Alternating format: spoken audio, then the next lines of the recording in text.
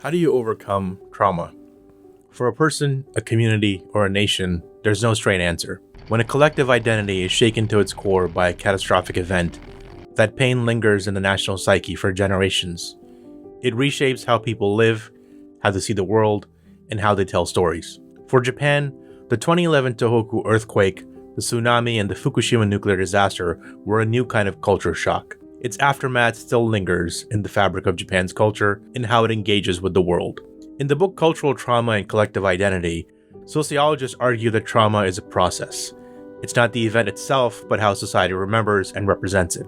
Filmmaker Makoto Shinkai is a talented director, best known for his stunning visuals and emotionally resonant storytelling. After an initial run of melancholy stories of longing and connection, Shinkai's disaster films have been influenced by the Tohoku Earthquake. In this new trilogy, Shinkai is obsessed with the fragility of human existence in the face of the overwhelming force of nature. His stories are about dealing with the collective trauma of 3/11, how to find hope in a world where everything can change in an instant. His films explore liminal spaces, those in-between places where memory, trauma, and hope coexist. They feature characters who straddle two worlds, two timelines, or two realities, much like Japan itself, caught between the devastation of the past and an uncertain future. The death toll from 3/11 was the biggest loss of life since Nagasaki. Makoto Shinkai, like many Japanese artists, was profoundly affected by this event. It was with 2016's Your Name that Shinkai was able to confront this trauma head-on. On the surface, it's a romantic story about two teenagers, Taki and Mitsuha, who mysteriously swap bodies and form a deep connection despite never having met. But the backdrop of the story is something much larger.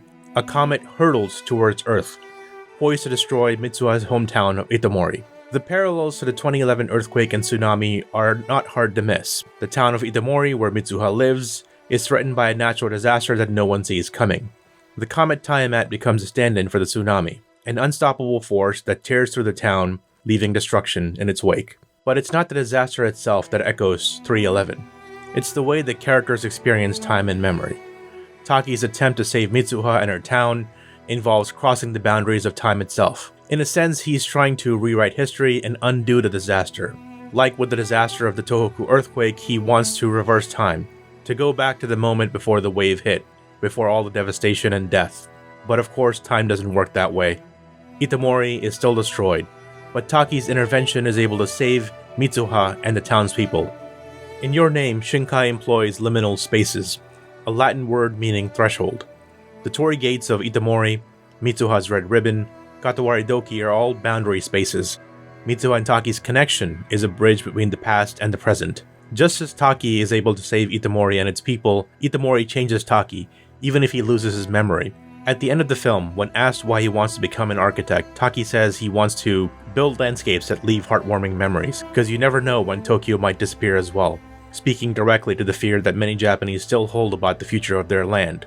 Mitsuha is also changed by her experience. At the beginning of the film, she wants to run away from the town. She hates being a girl, she hates her ceremonial role as a shrine maiden, and she's estranged from her father, who's the town mayor. She wants nothing more than to see Tokyo as a boy.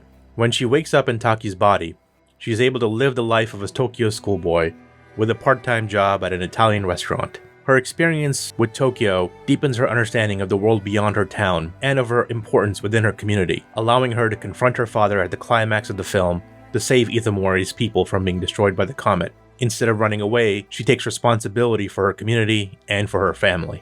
Next, Shinkai made Weathering with You, set in a city of Tokyo that's under constant rain, a metaphor for the environmental disaster that's indifferent to human suffering. The rain represents not only the threat of environmental collapse, but also the emotional weight of living in a world where disaster is inevitable. It is a force that the characters cannot control, much like how Japan couldn't really prevent or stop the 2011 disaster. Shinkai once again returns to the theme of liminal spaces. The rooftop torii shrine in Shibuya allows the character Hina to unlock her Sunshine Maiden powers.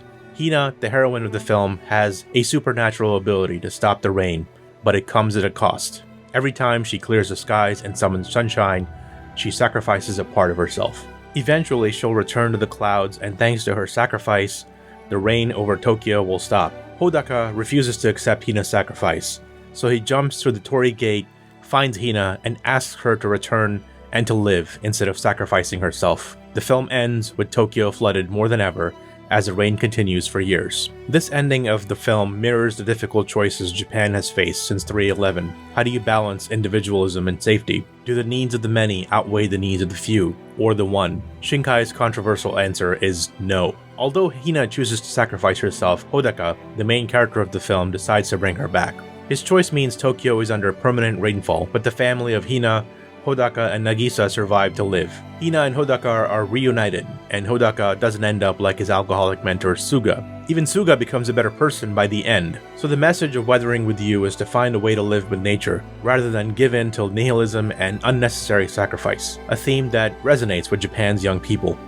Finally, there's Shinkai's latest film, 2023's Suzume, his most explicit engagement with the 2011 disaster. According to Shinkai, Suzume is about how a victim of a real-life disaster rediscovers her past self and moves on. The film follows Suzume, a young girl who must close mysterious doors. These doors are gateways that hold back worms who cause earthquakes, and Suzume's mission is to seal them and prevent further disaster. Suzume is a survivor of the 2011 earthquake, which caused the death of her mother. Her journey to close these doors is not just about stopping physical earthquakes, it's about confronting the emotional impact of losing her mother, the person she used to be before the earthquake. Throughout the film, Suzume runs around with a magical chair with 3 legs, which she gives to her younger self at the end to allow her the strength to grow. Makoto Shinkai, I gave the chair only 3 legs, as a metaphor for Suzume's state of mind and the wound she carries from the trauma she suffered as a little girl. The chair, like Suzume, is able to stand on only 3 legs. It's able to walk and run. Although it's not perfect, it's still able to fulfill all the functions you need from a chair. It's a metaphor. Even if there's one important thing missing, you can still live and you can still run. I wanted to tell people that you don't necessarily have to be perfect. A significant concept in Shinto and in Shinkai's films is Musubi, which refers to the interconnectedness of all things, people, nature, and the spiritual world. Shinkai's characters are often bound by the invisible threads of fate, reflecting the Shinto belief in the interconnectedness of all things. This connection is not just spiritual but emotional, as we can see in the relationships between the protagonists in all 3 films. Even time acts as a thread, allowing Taki to save Mitsuha, and allowing Suzume to give her younger self the strength to overcome. So how does a person or a nation overcome trauma? According to Shinkai, we don't. Not completely. Trauma becomes a part of us, shaping our stories, our relationships, and our sense of place in the world. Shinkai's fears and the fears of Japanese culture are universal. The loss of tradition, societal failure, and the disappearance of identity. But through cinema, through storytelling, and art, we can process that trauma, we can confront our fear, and we can find ways to keep hope alive. 皆さんがどうか少しでもこの映画を見て、何か少し明日を生きることが楽しみになるといいなというふうに思います。どうぞ劇場で楽しんでください。